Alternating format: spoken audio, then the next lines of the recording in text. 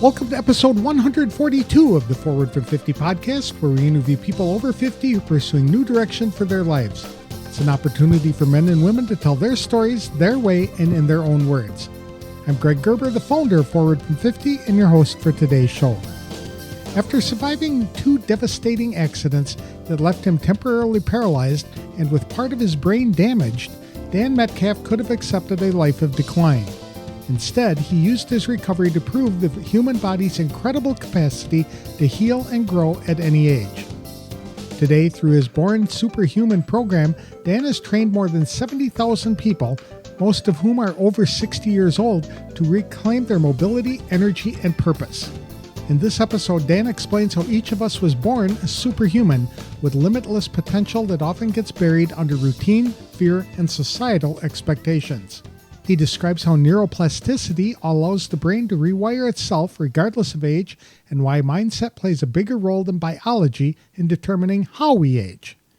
Dan shares 7 pillars that lead to natural healing and renewed vitality.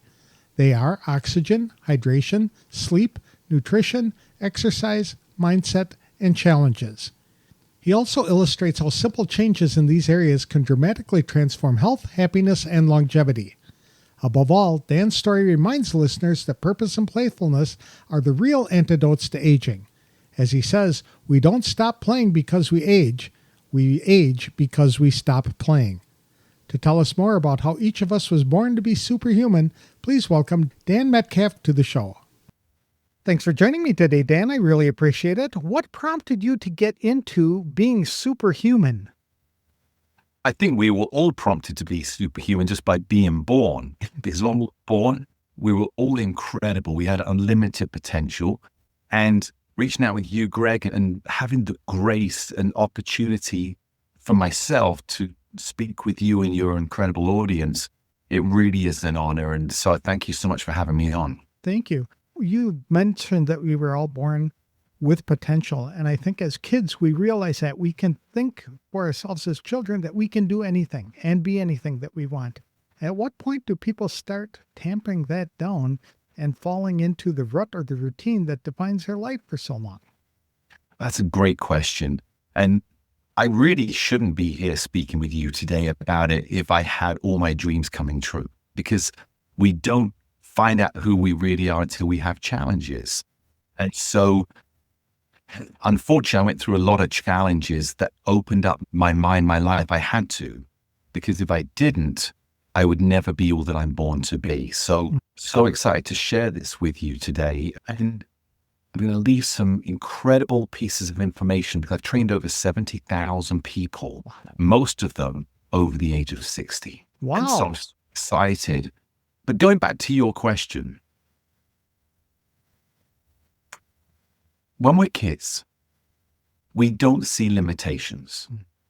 And we're born with this incredible power that as soon as the umbilical cord is cut and we're on our own, even though we have a team around us, our system and our brain begins to take over and says, okay, we're going to survive first, then we're going to learn, then we're going to advance our potential, then we're going to thrive. And that should never stop until the moment we take our last breath. But over time, and this happens, I think, with so many people, we're then pigeonholed into certain areas where we shut down the creativity. Yes. We shut down the things that were passionate in our lives growing up. And we're then told it's too late, you're too old, you didn't advance enough, you took the wrong road. And all of it, if I can use an English saying, is a bunch of hogwash. Very good. I would expect you to say bollocks. My mum might listen to this. I can't say that one. Very good. I agree wholeheartedly. So when you turn 50, that's the opportunity to start reinventing yourself and bringing those passions that you've had subdued for many years to the forefront, right? 100%. Look, people say you can't teach an old dog new tricks. The reality is you can. It just takes time. And this comes back to one of my specialties, which is brain development. See, the brain is the most incredible and dynamic computer technology in the world. But what happens when we reach 26, 27, 28? is we begin to become linear in our thoughts, in our emotions. We've now discovered what we're going to do, not necessarily what we want to, but then we get stuck in this rut of work, earning money, doing the same thing day in, day out with some creative thinking.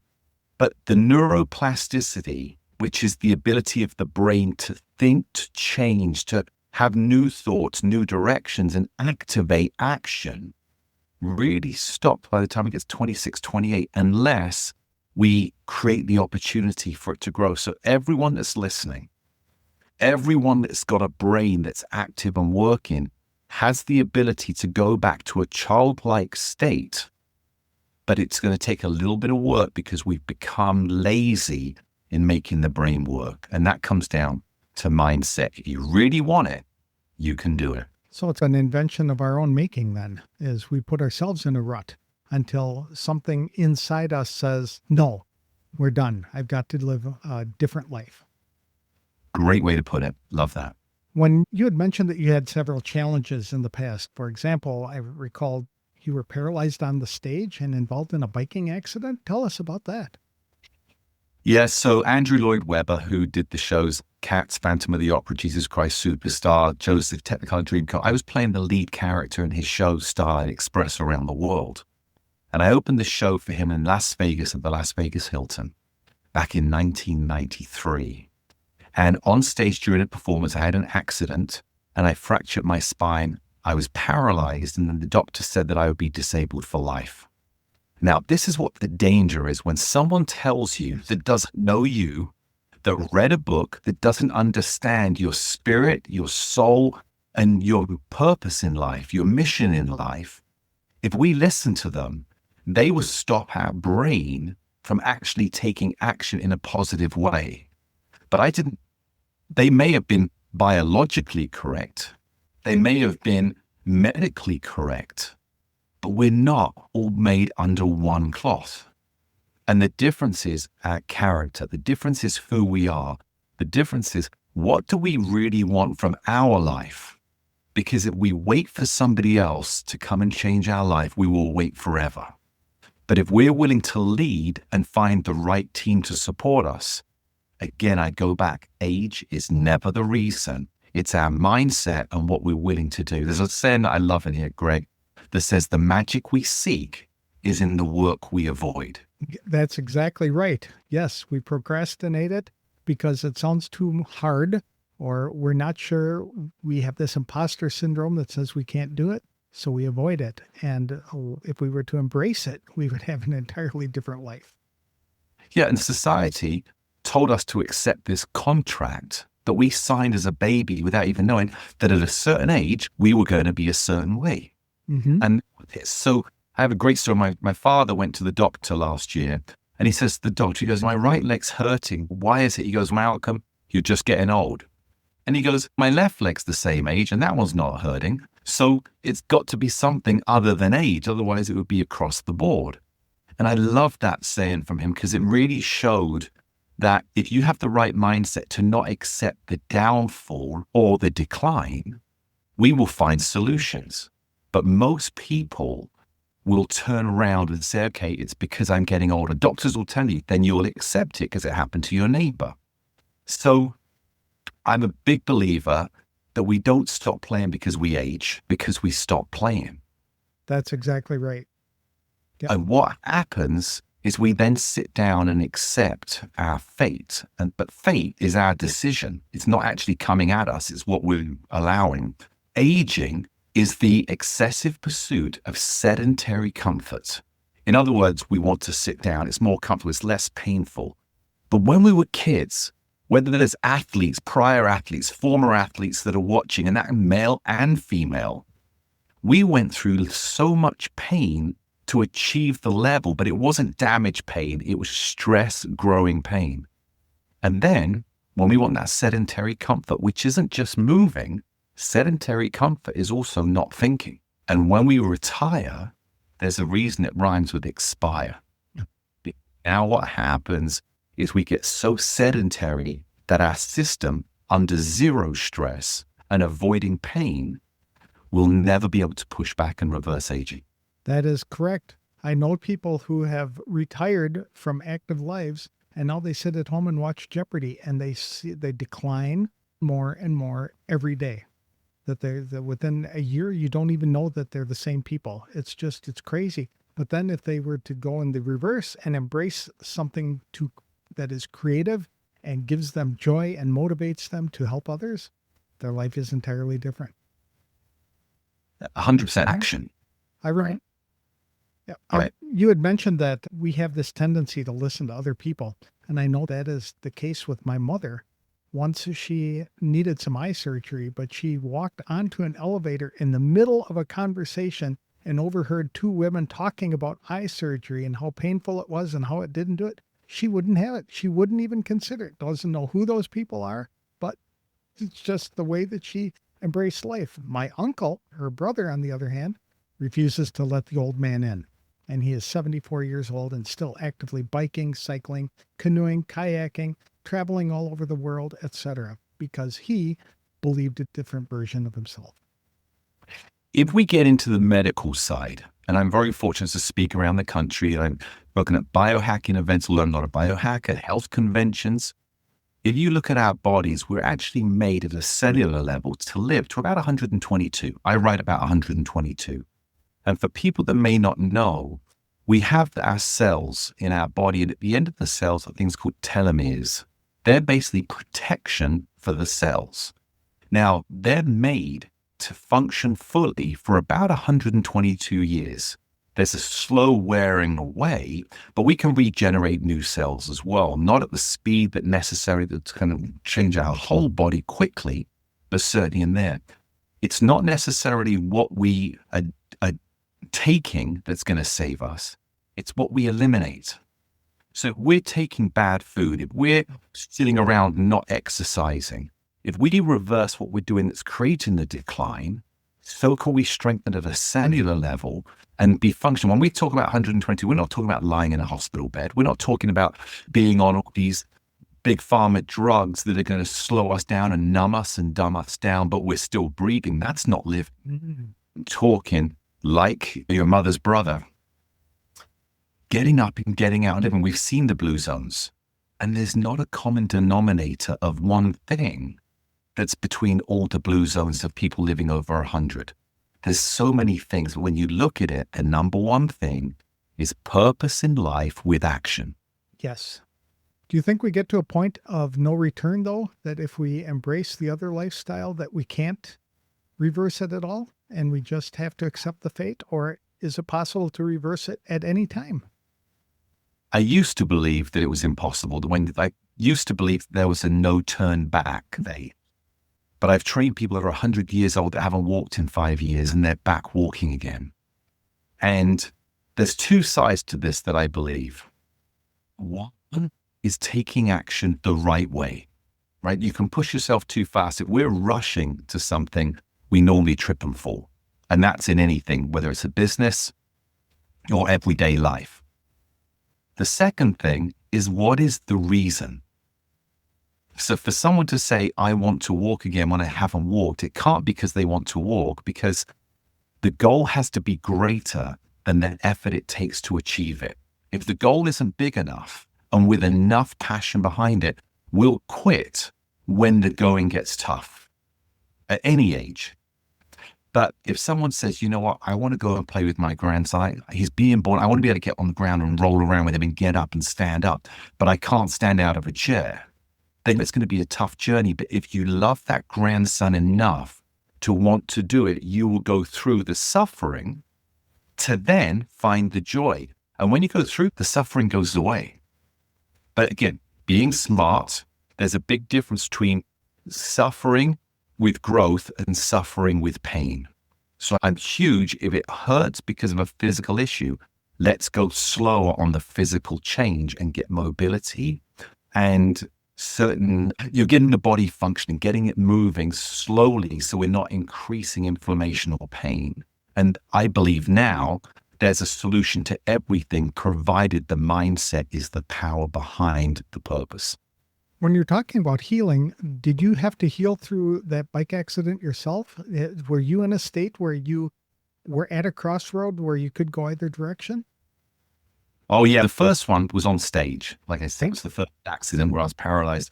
I actually hit a wall head first, and I'm actually an inch shorter now than I used to be, just almost an inch shorter, because I had such a heavy impact on the top of my head that my spine compressed. I fractured my spine just beneath the neck.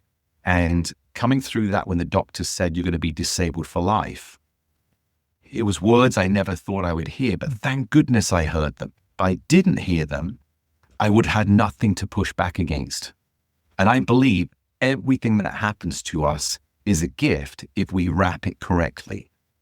And that's when I go back. I didn't want to be here being an expert through helping people. It's not self-proclaimed, but having to live it and go through it is more trustworthy to people that say, okay, you understand my pain. You understand the option of being a victim or being your hero.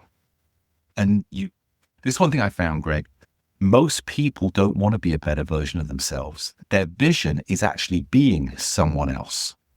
So when I was training 70-year-olds, they didn't want to see an 80-year-old that was doing incredible. They wanted to see a 50-year-old that they wanted to be like. Because I said to you, how old do you feel? How old do you feel, Greg? 40. Okay. Maybe 30.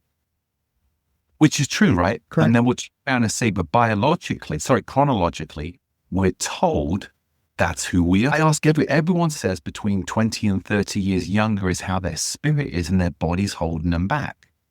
But what do we focus on? We focus on our body holding us back rather than changing it and saying, if I feel like I'm 30 or 40, I need to start doing things that a 30 or 40-year-old would do, but I need to do it at the pace that allows my body to grow slowly back to that rather than I can't do it. I've never met anybody yet that I've worked with that hasn't been able to dramatically increase their lifestyle and happiness. That's an excellent point. So basically, it's a decision that we have to make. It's our why has to be big enough to motivate us through the hard times, but it is possible. The other problem that we have is that we want it and we want it now. So the instant gratification, if we don't start seeing the results immediately, we get discouraged and stop doing it. But if we continue moving forward bit by bit, you say it is possible to overcome just about anything, huh? Yeah, because I've seen it time and time again, but the person is the difference. This is where I go back to who are we? When you look at yourself in the mirror, and we're not talking about physically, when you look into your eyes in the mirror, who are you? What are you willing to do and what have you given up? And a part of you, as we age and stop pushing the boundaries that will make us excited to wake up in the morning, you'll look in the mirror and the flame is small. Remember when we'd look at something, and we may look at someone we're attracted to, oh, they got beautiful eyes. It's not the eyes themselves, it's the energy in the eyes. And if we are not projecting inside ourselves, the energy can't come out. Now, this could sound kind of foo-foo, la-la, and kumbaya, and all, but it's actually real, because when we start looking at self-love, it's not selfish, it's essential. Mm-hmm. We message ourselves that we don't like ourselves, or we're not good enough, or we're in pain and we're on the way down. Our brain will believe it, and it will begin to dim our light. And that's why I keep it, go back to who you were at your happiest, at your most creative, at your most adventurous, and re-spark that part. There's a saying that I have that came from another great story that was another challenge in my life, but it basically comes down to this. If the pilot light is still on, the flame can be immense. Listen, if the pilot light is still on, the flame can be immense. We just have to put the fuel on the flame. And that fuel is the passion of what we want to do, and I'm willing to invest to make that flame fire up again. What are some things that we can do to ensure that our self-talk promotes that building of the flame? I mean, it's easy to stay motivated for a short period of time, but then we get to a plateau and it's harder and harder to get back to that kind of enthusiasm. Is there something that we could be doing? The first thing I say is write down your goals. And I don't say dream big, I say dream biggest.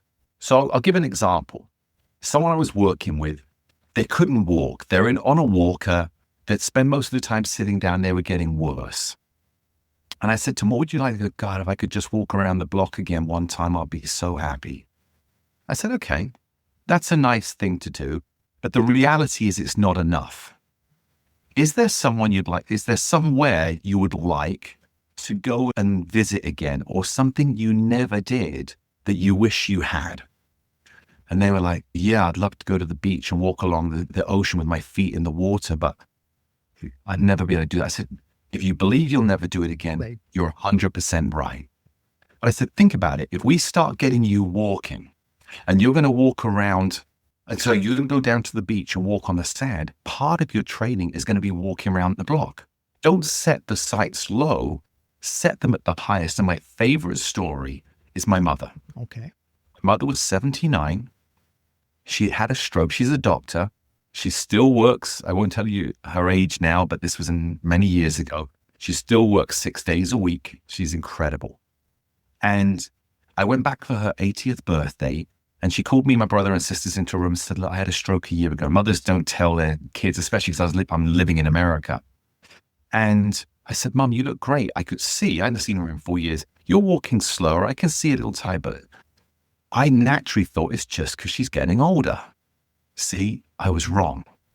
I said to her, what's the hardest thing? Because you still look good. You're just moving slow. Because I had to give up line dancing. That was her one passion in the world. Now, she grew up during the Second World War. She wasn't allowed to do the things she did. She was basically the caretaker of the family as a young girl. And her dream had always been to be a ballet dancer. She wanted to do ballet. And my sister and myself went on to be ballet dancers in school, me by accident going into show business. So I knew what line dancing meant to her. This was the little girl that always just wanted to dance. I said to her, what's happening? If I try to move my right foot, it won't move fast enough. And so I'm either a danger to others walking into me, or they'll turn into me and I fall. And now I break a bone, and we know a broken hip, 90% will never recover. So I'd already created this product for Bob Eubanks to take him at the age of 79 by chance. And in 3 weeks, Bob had gone from this, what I call the senior shuffle, bent over, just trying to get from A to B, to running in 3 weeks, 6 miles an hour on a treadmill, running up and down stairs, back out playing golf, back on TV, and people would know him from the Newlywed Game. And so I went back and made another. It wasn't a product to sell. This was just a device that I had created because I'd studied the brain. I made another one, sent it to my mum. 5 days after she used it, she went back to line dancing because we reconnected the brain to the body. And what doctors had said, you will not walk again properly after a stroke, and it's downhill now, she proved them wrong. I gave her the tools, she did the work. But this is where I bring it full circle. Greg, at the age of 84, she came out to visit me in LA. 84, she did her very first ballet class ever. Oh my goodness. It was incredible. And I'm not talking about holding on to a bar. She did the bar work. Then she went in the center. Then she's doing all her different moves and stuff because she had watched it so much in her life. And so she knew it, but never done a class. And she rode a bicycle for the first time in her life at the age of 84. That's incredible. That's what I'm saying. Anyone that's saying you cannot do it, you can. You just need the right tools, the right mindset, and the right team in your corner to tell you can. Let's do it correctly. So what was this tool that you invented? So it's a brain trainer, which brings me to my second accident where I was out on a bike ride. A security guard brought a metal gate down on my head at about 22 miles an hour. I was knocked unconscious immediately. And I only know this because I got the video from the security cameras. I'm frozen in the air. I then hit the ground, break my coccyx, back of my head, then hits the ground already unconscious, enough to break open the back of my helmet. I was unconscious for almost 3 minutes, and part of my brain died. I had to learn to talk again. I had to learn to focus. I had to learn to stay alive as far as my brain not just shutting down and move properly. So I went and studied the brain. And this is one of the golden nuggets that I hope I can leave with everybody listening. It's been proven that balance and mobility add 8 years to your life. There's nothing out there that will add more to your life naturally than being balanced and being able to move, having that mobility. So I went back and I started studying, and this was to help Bob as well. How do we create movement? Let's look at babies. We don't take them to a gym to help them learn to walk. Precisely. And there's millions of people that are out walking, running marathons at the age of 80, 90, all over the world that have never set foot in a gym. But a doctor would tell you when you're losing your balance, that's just because of age. But go to the gym, strengthen your legs, strengthen your hip flexors, strengthen your core, you'll walk better. You'll be better. I'll tell you today, that is 100% wrong. Now, muscles are important for stamina, strength, and endurance. But if that was the case, babies would be taken to a gym or everybody would be working out in the gym. Where balance and mobility come from is the brain. It's the proprioception. It's the neural messaging. It's the sensory messaging through proprioception back to our brain to say, here, we're going to move. And everyone will know. You're walking down the street on a cell phone, talking to someone while you're looking at a shop window, while an ambulance is going by with the sirens on, a couple are arguing, a dog's chasing a cat, and we never think of our balance. And then suddenly we begin to move less, and it's not about age, but age tends to be where we notice it. We begin to feel a little off balance. We begin to notice that we're not as strong in our ability to multi-directional move. So then we start going in one direction. We walk forward. We begin to use our eyes as our judgment rather than having the feeling to correct, because balance training and fall prevention is not about how far can I go before I can save myself. It's how quickly can the brain recognize I'm off balance and correct it before I'm even conscious of it. And that is 100% trainable by going back to what babies do. And that's what I created, that I've trained tens of thousands of people on this board back from MS.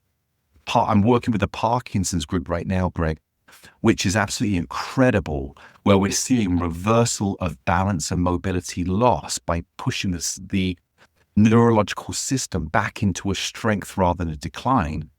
And it's the total balance system. That's pretty cool. Then you developed that and you're using it with your clients right now. I created it. I teach online. I have tens of thousands of people all across America, around the world, that we never paid for one testimonial. We paid for nothing in there. It's all word of mouth that goes out and people see success. And it's a balanced board, but it comes from just uncovering how the brain works, not how the body works. Now, if I can take this even further for people that are listening, is that okay, Greg? Yes. We've all heard of muscle memory. We all know what that is. Every athlete, everybody that's been around an athlete, we hear muscle memory. I'm going to tell you today, there is no such thing as muscle memory. Now, people go, of course, I was a head coach on the Olympic program for soccer, Olympic development program. I was all about muscle memory. And of course, there's muscle memory. We get up, we do the muscle memory, remembers how to move. Well, this is where it comes back to the brain. A muscle on its own cannot move. If it cannot move, it cannot have memory. Now, it can have repetition, that it strengthens itself to move a certain way. So if the muscle can't have memory, why does it move when it's told? So we've all seen the tests. If someone, has a heart attack and we come in and you put the defibrillators on there and it makes them jump, that electrical impulse makes the whole body jump. A muscle can only move with an electrical impulse. Otherwise, it can't move. Where's the electrical impulse that gives us the ability to have what we called muscle memory? It comes from our thoughts at the front of our brain to the cerebellum of I'm going to move to the motor cortex that then sends down the message in our neurons. And when those neurons fire, they bring electrical impulse to the muscle, and the muscle does what the mind wants it to do. So we don't have muscle memory. We have neuron memory. And when that begins to slow down, or our thought doesn't translate into movement or reaction quick enough, it's because those wires are being frayed from not being used or having a neurological disease or an accident. And this is what's brilliant, Greg. We can retrain that and get the neurons firing so the muscles work exactly as they always have with a greater speed than 10 years ago. And I've trained Olympic world record holders, athletes, all the way up to people 100 years old. The body is brilliant. We just need to give it the tools and the resources to maximize. That's fascinating because I was just looking it up. It was 7 years ago today that I had a mini stroke. Since then, I've had a problem with balance and I can't walk on slopes and things like that. So I just accepted it as part of the problem that was caused by that. And you're saying that I've accepted it wrongly, that I can retrain my brain to navigate slopes and to have better balance. Let me ask you a question, because absolutely. When you had your mini stroke, how long did you stay immobile before you started challenging yourself to move again? I thought it was chiropractic and not a stroke problem because I had been helping somebody move that day and I had lifted heavy boxes up and down the steps. So when I had weakness on my right side, I figured, I sprained something. And so I waited a whole day almost before I went in to see the doctor. And they're like, and then once the doctor saw you, what did they have you do? They put me in the hospital. That's it, for evaluation and things like that. And then said, keep coming back and we'll keep monitoring this over the day. They gave no physical therapy or anything like that. Let me tell you a study that happened. And again, these are all scientific studies. They took mice and they induced a stroke into all of them. And they split them in half. And the half they made immobile and the other half they forced them to move. The ones that were immobile never moved again properly. They were out. But the ones that had the same induced stroke that were forced to move got full mobility back again. Now, this is where it gets really fascinating. They then took the ones that had been forced to not move, that were immobile, induced a stroke on them again, and then forced them to move, and their mobility came back. Come on. 100% serious. I will send you the studies. You can research it on there, right? This is what I talk about and have all the studies to back. I never say anything that doesn't have scientific proof studies, but it goes back into what we think to what reality is. Because I would have said, of course, they're not going to move. They're now stroke victims. Right. It's stroke heroes. In other words, I had a stroke. I'm back living it. Example. My mum had her stroke. She was back at 84 better moving than she was before her stroke because we invested back into movement. So most of the time, and my mum, because she's a doctor, she knew, keep moving. She didn't go to the hospital until 9 days after her stroke because they knew that they would basically put her in bed and say, stay there. Yeah. And the brain would decline because the brain is made to heal. There's incredible studies out here of people that have had part of their brain die. I'm part of that. Much worse than that. People that have had part of their brain removed and they're told you won't talk again. You won't be able to talk again. You're there.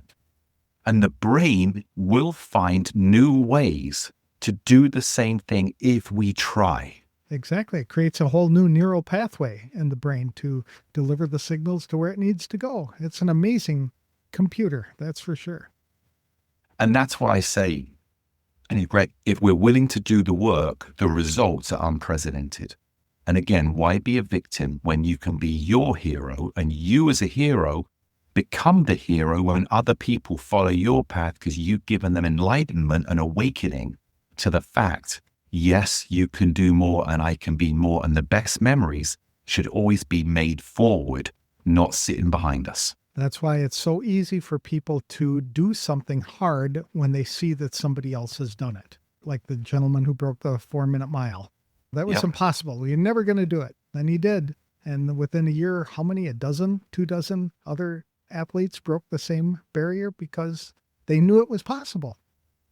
Sure. And do you know why he was told that he couldn't break the 4-minute? And this is Roger Bannister you're talking about. Do you know why nobody ever broke it?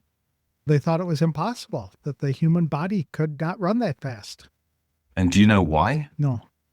Okay. Because I talk about this actually, and I love that you brought it up. Doctors and scientists said the body could not physiologically create enough oxygen to be able to run at that speed. that our bodies would die through lack of oxygen if we ran and put the body under that much stress. So what happened by the doctors and scientists saying that, people lived in fear of going after the goal. So everyone sat back and go, okay, this is the best I can run. This is the limit. And when Roger Bannister proved science wrong by showing the power of human ability, it changed everyone's mindset. And suddenly more people started breaking the record, breaking his record. Right. And now, if you run a 4-minute mile, you can't even qualify for the Olympics. And all we've done is proven that what we don't know should not limit us until we find out the truth. I love that. Absolutely. So I understand through your system, you have developed 7 pillars for natural healing. What are those 7 pillars?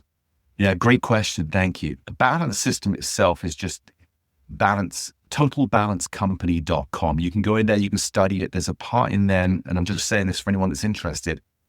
Go to the tab that says how it works. I do a 20-minute breakdown with some scientists that throw in information in as well. And it will explain to you exactly how your brain and body connect together and what you can do to increase that ability to move. And that's so critical. It's not about buying my product. I'm not here for that. I never made this to sell. It was only because of the success that people were like, you need to get more out. But I want people to get better. I want people to heal. That's why I created it. Actually came from a dream, Greg, where I was trying to help Bob Eubanks and I knew what I wanted to do. I couldn't figure it out. I had a dream. That's exactly what I built from the dream is what we have today. But then from that, after my brain injury, after being knocked unconscious and having to learn to talk and learn to function, I started looking at what are the pillars of human success that allows our body to have the most success. For example, if I said to you, hey, Greg, I want you to bike across Arizona, but I don't give you a bike, the chance of you doing it is 0. But if I say to you, here's a bike, you go, okay, that's great. But I say, by the way, it's an e-bike. And you go, okay, I like this e-bike. And I say, and by the way, here's your helmet so you're safe, and here's your food, and here's the different hotels you're going to stay along on the way. And each day is only going to be 20 miles. You go, okay, now I can do this. Everything's provided. Our body's the same.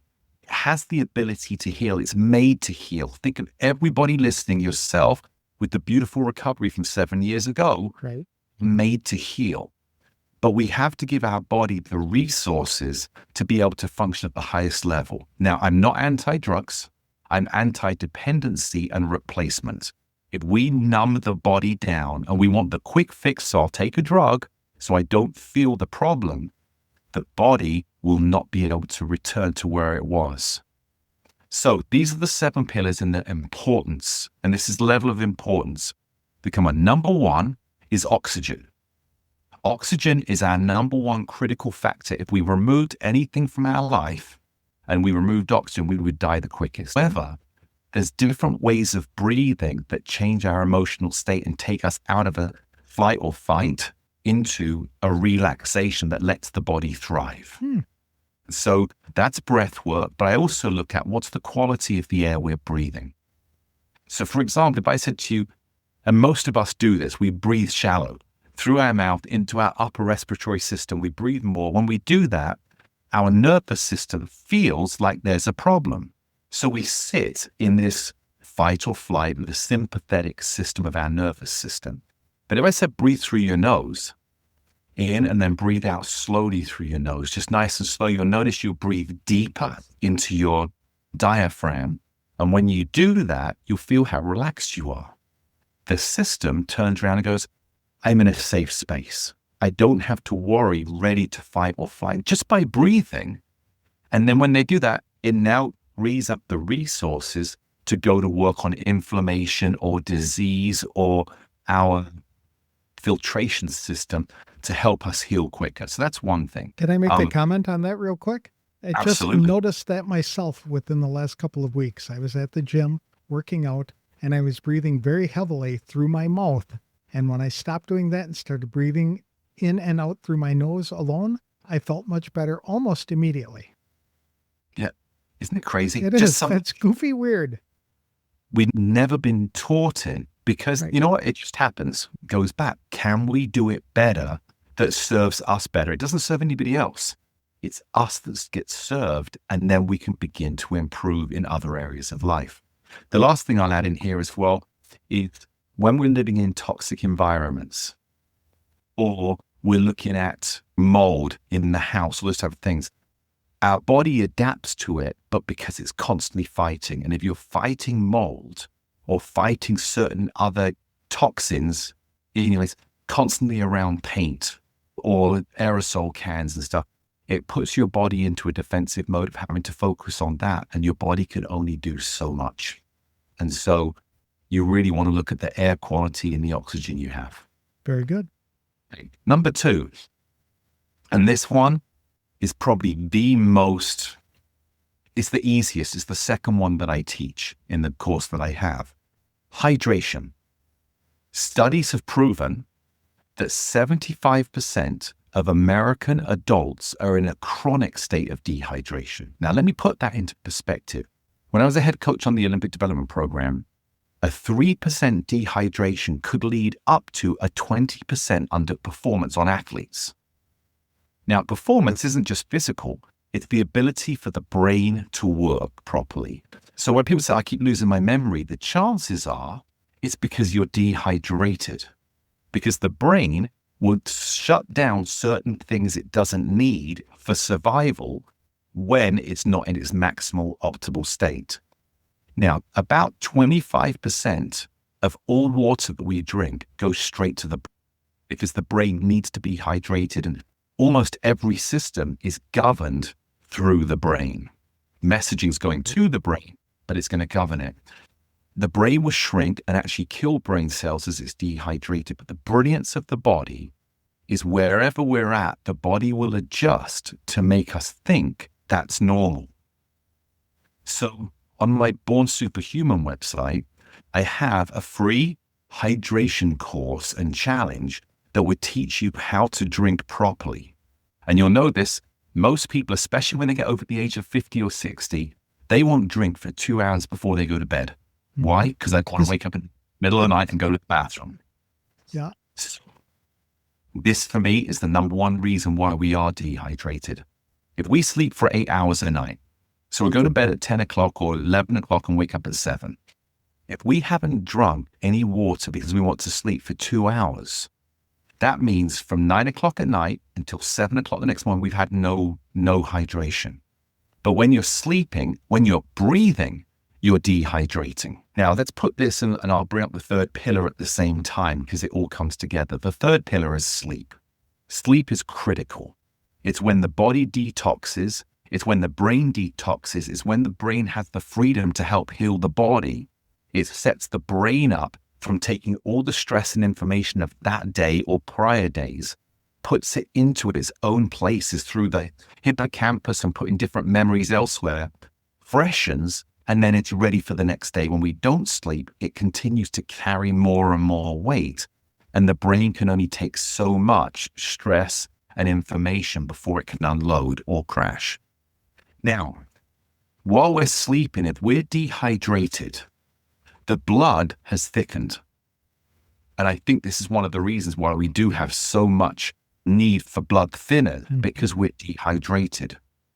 For the blood to go around the body, we don't want to have it where it's thick and hard to move, because then the heart has to pump harder for the blood to move.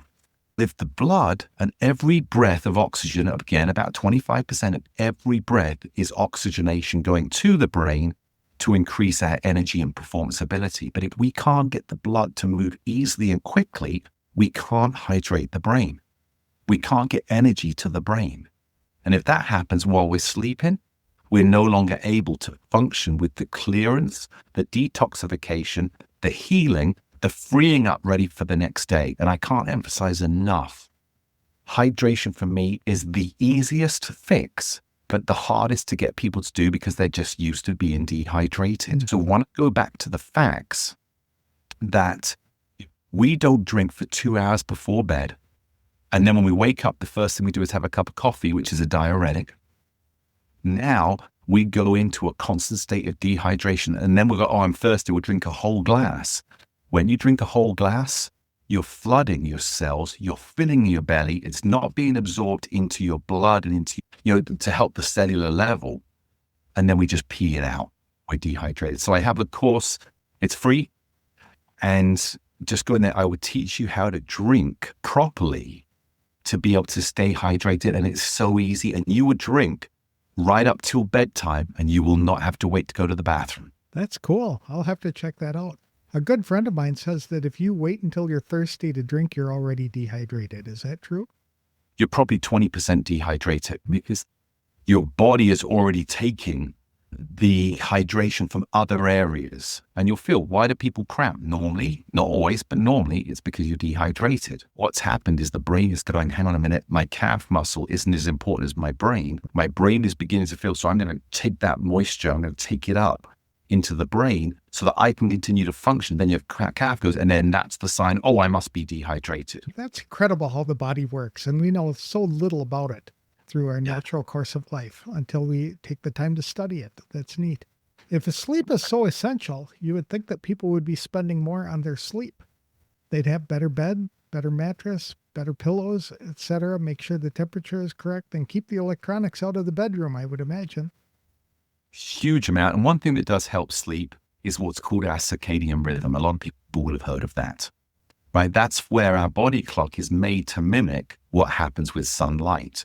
So when we look back to our ancestors and ancestry tens of generations ago, when we didn't have electricity, you'd wake up with the sun, you'd go to sleep with the sun, and then we'd have candles, and candles emit a light that helps put us into a sleep state.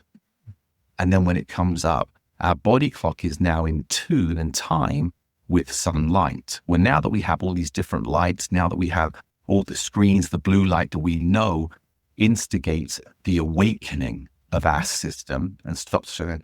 That's probably one of the biggest reasons. I don't have it, but I'm a big fan of blackout curtains because it stops light coming in, because our eyes are slightly open when we sleep as well. Because it's looking, we still got to be aware of our environment, even though we're sleeping. But blackout curtains, I think, are one of the greatest things. And like you said, the right temperature, make the room a little cooler. We all know when you wake up from a good night's sleep consistently, you feel great. Exactly. That's exactly right. So what's pillar number 4? Okay, so number 4 is nutrition. It's so important. People used to say we are what we eat. The reality is we are what we think, because think is what we'll do. And then that's what, or know what we should do. But nutrition is critical. We know the quality of food is not what it used to be. The mass production, the mass need, the ease of food. Remember when we were growing up and mum would make our food and it was made from fresh, and we never suffered from the same diseases that we do today at the mass quantity that we do in population. And so much of it is the constant, and the constant is our diet, our nutrition. But this is one of the things that changed my life. I've always been an athlete, always been very active. But after my brain injury, I went up to 225 pounds. My fat content was horrendous. I couldn't move. You're carrying that extra weight on your joints. You don't have more muscle to create the stability to move, the strength to move, I should say, of muscle reaction. And then I was depressed.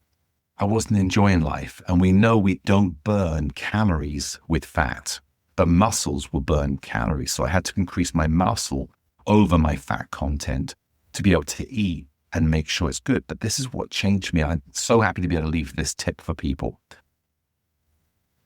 Great. When you're hungry, what do? I eat. Okay. You immediately go to the refrigerator and start to look for what's in it. Yes. Perfect. People, if they knew what I'm going to say now, they'd think we rehearsed this. This is completely unrehearsed. When I was hungry, I would eat. I'm driving in the car. I stop at a gas station. I go and buy some candy because I'm hungry. I'm at home. I'm hungry. I go for the quickest food I can because I'm hungry. So I grab the cookies. I grab the chocolate. I grab the potato chips. I grab the bread. All the stuff that is the worst for us, for our system. It's toxic for us. And people go, what am I meant to eat? This is one word, just one word that changed my life. I'm now down to an 8.2% body fat. My muscle ratio to fat is changed. And I didn't do anything specific. I just changed the way I thought. So when I'm hungry, I don't eat. When I'm hungry, I nourish. I changed the word from eat to nourish. And what happened with that mindset shift, I looked at cookies and goes, I don't want that. I want to nourish. So I went and got my tuna. I would go and get my fruit, an apple instead of a cookie. I would have a banana instead of the chocolate. And my taste buds changed because I started to enjoy not just the taste of the food, but the fact that I knew that I was nourishing my body. And I'm now back racing better than I was at 30 and doing things that I never thought I would do again because I didn't have the discipline to stick to what I wanted. But as soon as I changed from eat to nourish, a whole shift and my body changed in ways that has never happened by any other method. I just learned more about this myself recently within the last 6 months or so and started paying closer attention to the kinds of fuels that I was putting into my body. Cottage cheese, for example. I love it, but the stuff that I was buying at the store are packed with chemicals. There's one brand out there that has just 3 ingredients: curds, whey, and water, and that's it.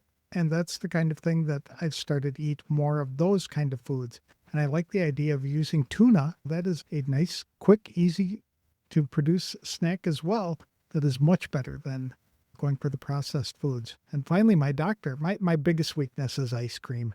I love ice cream. My doctor said, try blending a frozen banana and with a little milk, and it'll taste just like ice cream for you, and it'll be much better. And I did, and I love it. That's just great. It's awesome. And I urge people, look at what you're eating just because it's something. For example, if you go down to Whole Foods, which is a very big market here in California, go look at organic. Look at their stuff in there that's organic. And we're talking about the packaged. Organic it's called California organic. So we think that if you turn it over, it comes from China. How can it be organic when it comes from China? And this is the rules. The FDA doesn't test organic food that comes in from overseas. So now you grow it in China, you pack it. It's a third party that tests. So you go in. How can they take organic food, put it into bags, put it on a ship, transport it over, put it on trucks, transport it out to the stores, put it in the back, put it on the shelves, and have a shelf life of another 2 or 3 weeks, and it be organic? And yet the party companies, I'm sure there's money being exchanged to let it in. And we know with the owner, and I won't bring up the name, but Bezos is a very successful businessman who bought Whole Foods.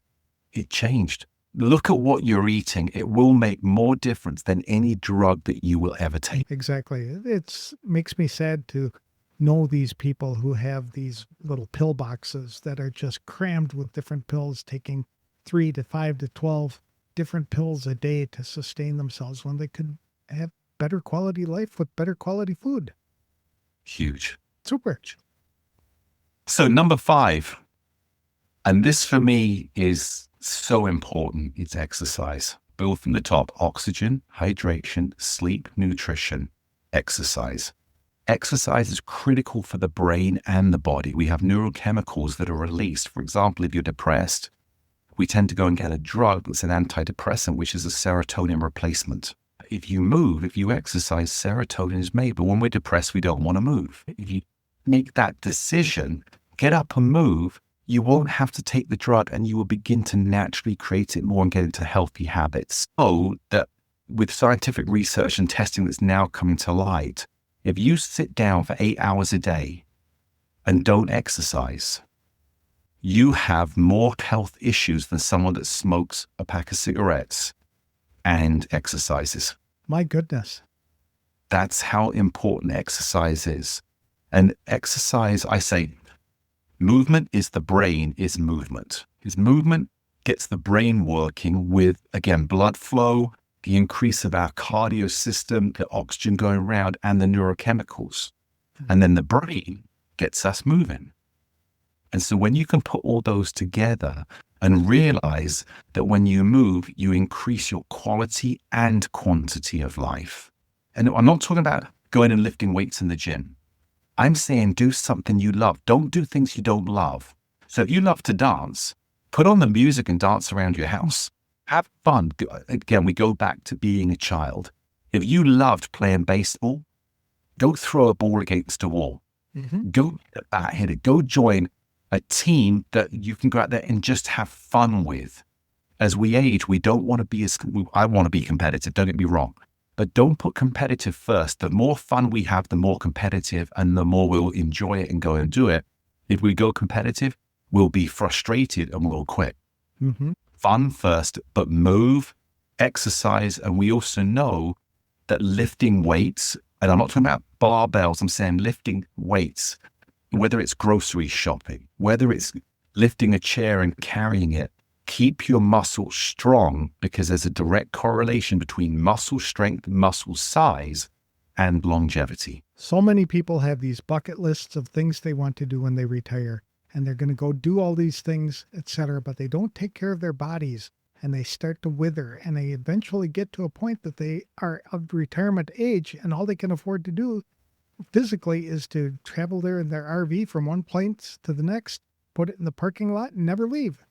And that's sad. So, and that's one thing that I've been able to do, Greg, with the Total Balance program, is have people take the board with them. Because when you park, you want to get out and go walk, go explore the mountains. It only takes 3 times a week to increase your balance, mobility, and endurance. Just by walking?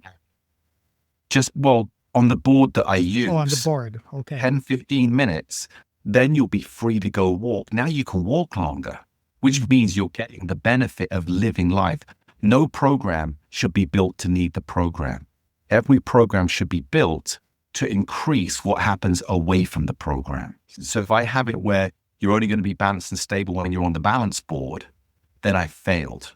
But if I can have it, you do it for 10 minutes, 3 to 4 times a week, and you will be out living hours a day better and longer. Now it's served your purpose. You haven't served my purpose. Very good. So the next thing, we go on to the next one. And I just want to inject here, everything we've talked about is doable for no money. Health should not be about money. If you want to increase it or you want to get there quicker, you may invest in certain things, but not one thing should cost a penny. And everything we've talked about is actionable. And it's not new. It's just we've been avoiding what we need. The magic we seek is in the work we avoid. Already said it. Many times with food, though, it costs more to eat better. Does it not? It can do, for sure. But what's happened, I'll go into this with a little bit of detail. When in the 90s, the tobacco companies were suffering, they went in and bought the food industry. Because they were fine with making people sick with chemicals, they started discovering chemicals they could put into food. They put the chemicals into food, it became addictive. Think back when we were growing up, you'd go into a food restaurant and we'd have a little lunch and it was more than enough. Then they started putting all these chemicals into foods. We'd go in and we'd then have these massive buffets, and you'd eat and you still wouldn't feel satisfied. You'd want more. And then eventually you go, I feel sick. What they did, they discovered what releases dopamine into the brain. They started putting that into the food because there's 2 receptors at the back of the tongue that then go, oh, I like that, or it's good, and it releases dopamine. You haven't had anything when you've tasted it and you go, oh, I'm not sure I like that. I'll try another one, and I'll try another one. You don't even like it, but you find yourself eating it. And then you go, oh, I'm glad I ate it, but I don't even like it. That's drug addiction in the brain to say I want to eat. Now, this is where it gets super crazy. The messaging between gut health and brain is about 80% of the gut messaging to the brain, only 20% of the brain messaging to the gut. It's needed. They found a way to block the messaging from the gut to the brain saying, I'm full. So now you have these foods coming in that are releasing dopamine that are saying, oh, I like this, or it tastes good, or I got to have more because of the chemical release. Then the gut trying to say I'm full, but because it can't, the brain goes, oh, I haven't heard from the gut, so I'm going to keep eating. And then we started going to obesity. Then we started going to unhappiness, to lack of satisfaction. Now, when we say it costs more to eat, there is a little bit more cost theoretically, but that's if we're eating the same amount of food that's going to satisfy us.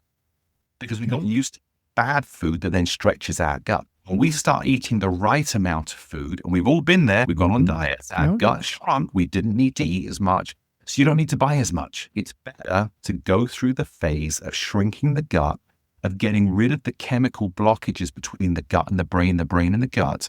And you'll find in the long run, you'll eat less, which means we're probably going to spend the same amount because you're still going to be investing that extra little bit of money into good food.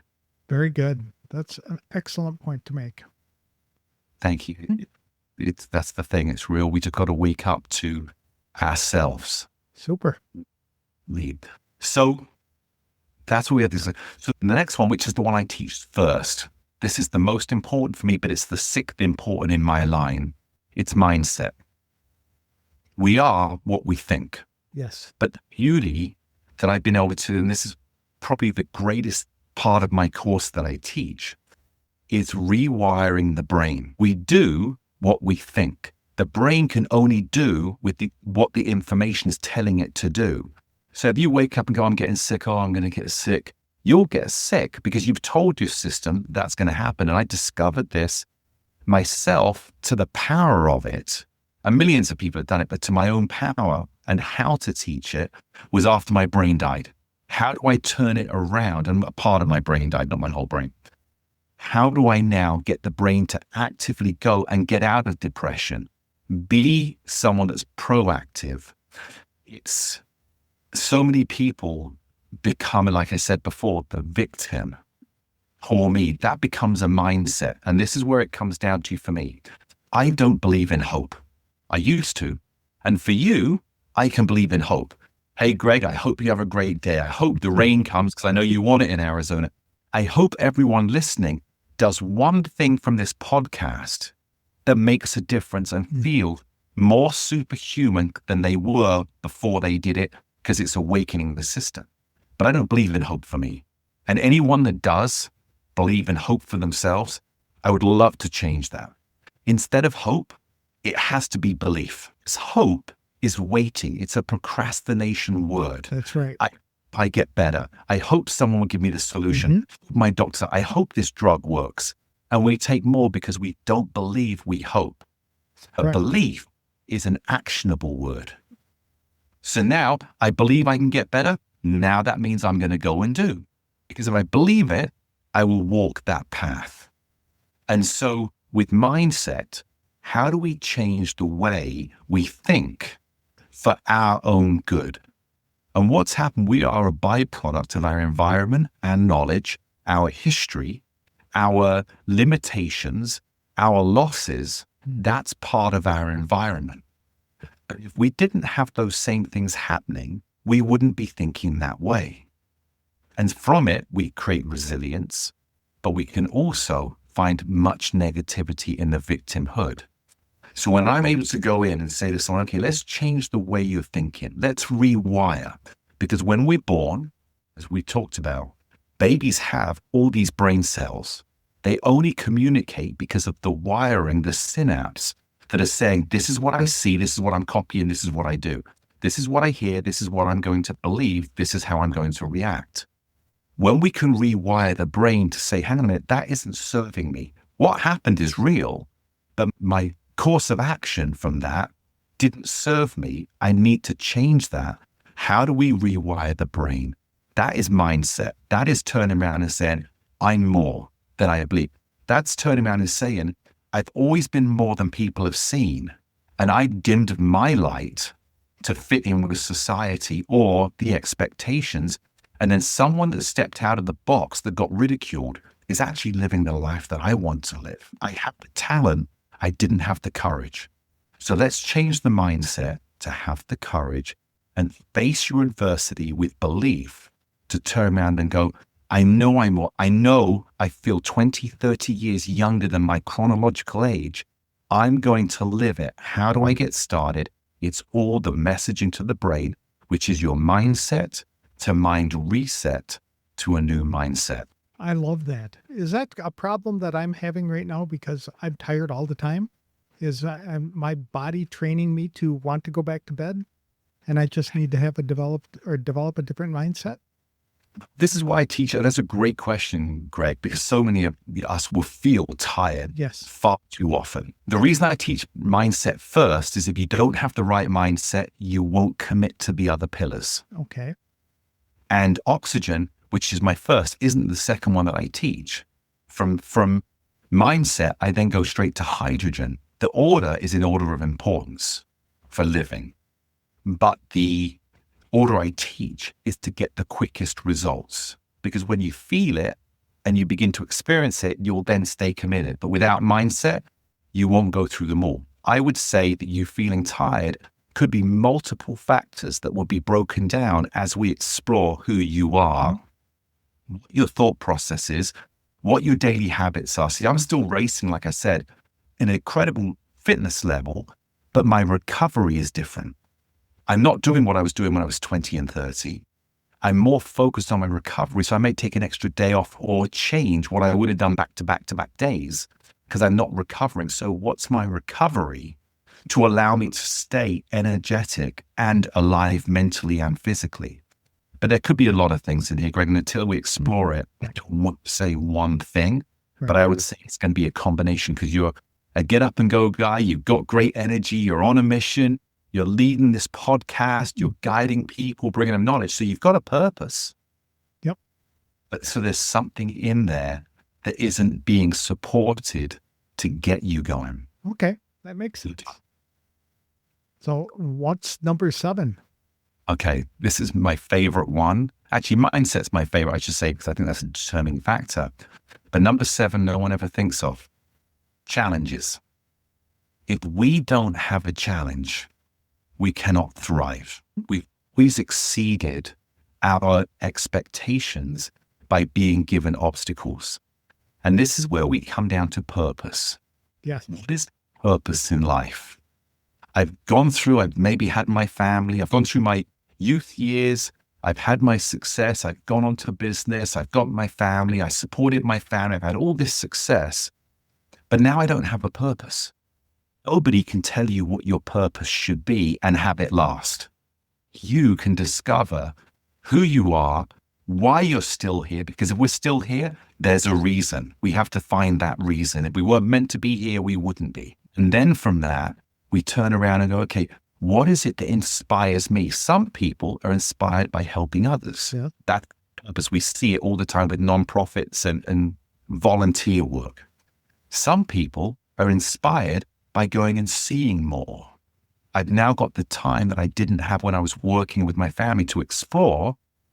That's my purpose. My purpose is before my last breath at 122, I want to go and see half the world I never saw. That purpose. But until you commit to it, you can't understand the power that you have and have a reason to commit to all the other pillars. And as I said earlier, set the highest goals, but then reverse engineer. This is what I want. Now I'm going to set all these targets along the journey that show that I'm going forward. As I achieve them, I get more empowered, not more discouraged. I begin to believe even more in my potential and not in the downward spiral that society said we should have. And that's why challenges, set the highest, set the plan, reverse engineer, go through the process, recognize what's happening. And of course, along the way, you will have things that are deemed failures. They're not. There's no such thing as failure unless we fail to learn. That's right. If we quit, then we've learned that we're not who we know we should be, and then we start again. There is no such thing as quitting if we take the information for that. And so that's the 7 pillars that I have, that you follow those. And again, working with so many people and speaking around the country and seeing direct one-on-one with people, letting me know their results. If you really want it and you're willing to discipline yourself to stick to the plan and you love where you're going, you can be everything that you dreamed you still want to be and be the dream that you gave up on. I love that. Really do, Dan. And your idea of having a challenge in life is absolutely correct, because too many people lose that. Their challenge is to finish the Netflix series, etc. It's not enough because we're all born with natural talents and we all learn new skills and abilities and we all have unique life experiences for a reason. And we're here to do that. And when we find out what that is and how we can help other people with those skills, talents, and experiences, my goodness, life is an open door for us and the things that we can do past 50 into our 60s, 70s, and 80s, and up to 122, I guess. Yeah, absolutely. It's mindset. If we believe it, this is what I'll finish with because I really want people to know who they are. Invest in yourself. Or know from business that if you invest into the right product, you will get the returns.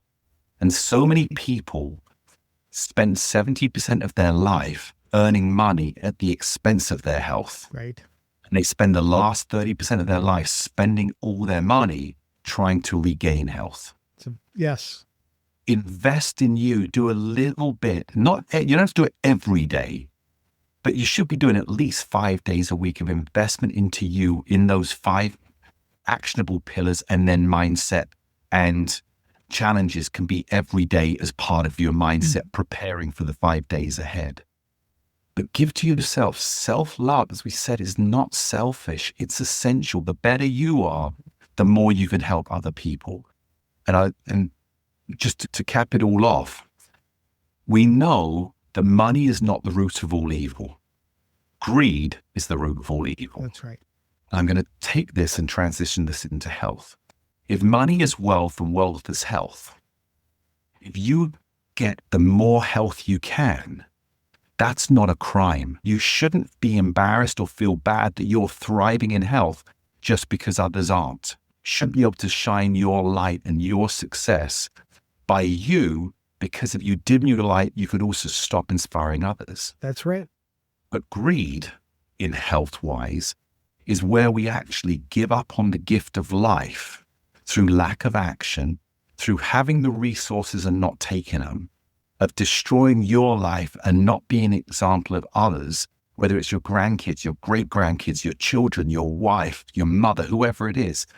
Maximize your wealth by investing into you, and the better you are, the more you can share, and that is the beauty and the gift in life. And that's our legacy, to be honest, and how we invest in others. So this has been fascinating, Dan. It really has. It's been enlightening to me, and I hope it has been to other people. How can folks contact you if they wanted to ask you a question or to learn more about your program? Yeah, thank you so much. And Greg, first off, thank you so much for being here. And for everyone that's listening, thank you for taking the time in your day, because I don't take it for granted. And that's why I'm passionate about sharing what I do, because it does make the difference. I don't, you do. And that's why it's so important. So you can go to bornsuperhuman.com, which is the 7 pillars of natural health. I have a course coming out in about 6 weeks' time that's going to be dynamic. I've spent over a year building this course that will help people be all they're meant to be.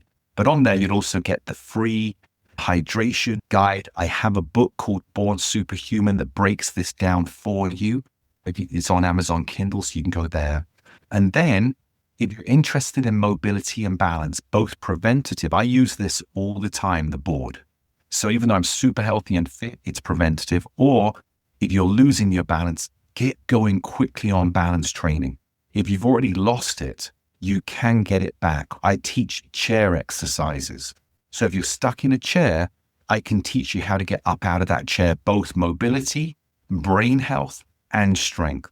And for that, you would go to totalbalancecompany.com. That's totalbalancecompany.com, and you will see the offerings we have there. And I'm not telling you to buy my products. That's not what I'm here for. I'm saying I've got a book called Get Your Balance Back. That's this one that's up here. It will tell you how your brain works, how your body works. It's a great book. I'm so proud of it. Not because I wrote it, but because of what I've been able to learn and share, that if you read it, you'll be able to take your own actions. You don't need me. I'm just there to support you. But the number one thing, step over that start line. I really appreciate you sharing all of this with me today. I know it's going to inspire a bunch of people, and I wish you the best of luck going forward. Thank you. And if anybody leaves comments in the podcast and there, please forward them to me. I'm happy to answer, and I'm sure I'll go take a look at the links. And if I see anybody leave messages, I will get back to them as well. Very good. Thanks again. Dan Metcalfe's book, Born Superhuman, expands on the 7 pillars that enable people to regain their health and vitality naturally without relying on medication or invasive procedures. Through inspiring stories and practical steps, he shows how anyone can strengthen their body and mind to overcome physical limitations and rediscover joy at any stage of life. Dan insists that becoming superhuman isn't about achieving perfection. Rather, it is about reconnecting with the purpose, curiosity, and energy we once had as children. His message is clear. If you're willing to do the work, to adopt the right mindset, and to challenge yourself, you can become the best version of yourself at any age. To learn more about Dan's programs, courses, and his books, Born Superhuman and Get Your Balance Back, visit www.bornsuperhuman.com. That's all for this week's show. If you'd like to start living a more meaningful life, I encourage you to download our free guide to finding purpose, which is available at www.forwardfrom50.com. I'll have another inspirational interview on the next episode of the Forward from 50 podcast. Thanks for listening, and if you like this show, please consider leaving a review wherever you download the episodes.